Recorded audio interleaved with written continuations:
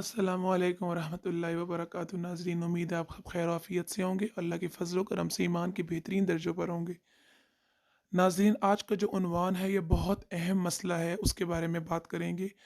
YouTube channel से हासिल होने वाली आमदनी का हुक्म।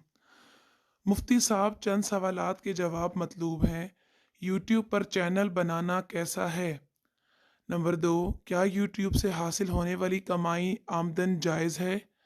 नंबर तीन, अगर यूट्यूब में इस्लामी चैनल हो तो इसमें किन बातों का ख्याल रखना है? जवाब: यूट्यूब, फेसबुक वगैरह पर वीडियोस के ज़रिए से आमदनी चंद शराइत की रियायत के साथ जायज़ है।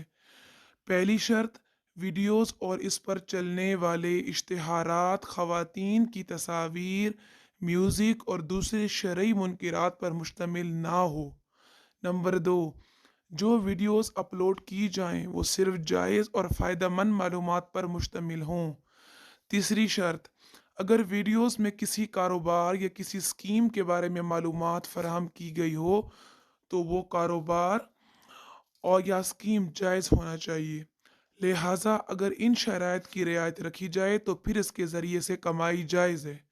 और एक और बात वाज़िया रहे कि जो लोग एंटरटेनमेंट, तफरीह, प्रैंक्स, हंसी मजाक वगैरह के लिए वीडियोस अपलोड करते हैं और इसको ज़रिए मुआश बनाते हैं, मतलब कमाई का ज़रिया बनाते हैं, तो इनका ये अमल लहवो लाभ में दाखिल है और इसके ज़रिए कमाई मकरूह है।